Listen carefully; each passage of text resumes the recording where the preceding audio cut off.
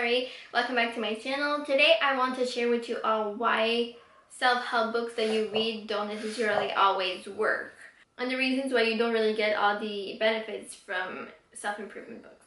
So here are 3 things that people don't tell you about self-help books and the reasons behind why they don't work. So number 1, it's not an all or nothing approach. You don't have to apply 100% of the things that you read in books.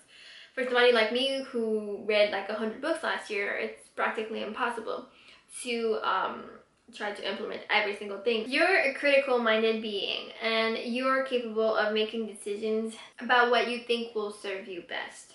So when you read a self-help book, take the time to reflect on what you learned, what you agree with, and what you desire to implement into your life. Number 2 is you can't do it all.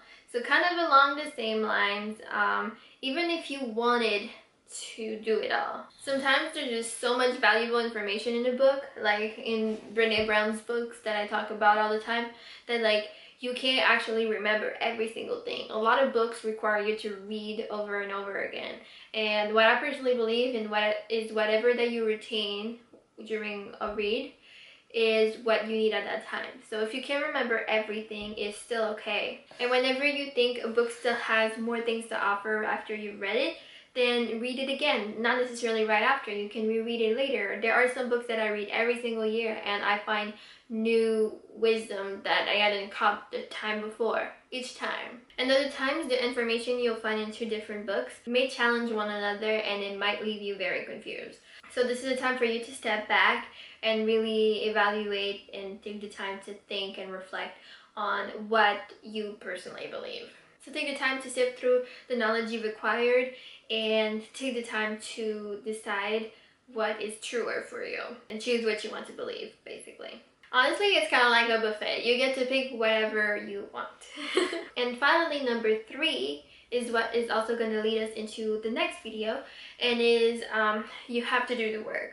And that's something that's really overlooked, and I am guilty of that personally, so don't worry about it. Reading start to finish isn't enough. Like, just reading a book start to finish isn't enough. If you truly want to benefit from the insights that the book has to offer, you need to actually implement what you learn. If the book is interactive and asks questions or has like end of the chapter questions, summaries, exercises, take the time to do them, unless you don't like the book, in which case you shouldn't read it.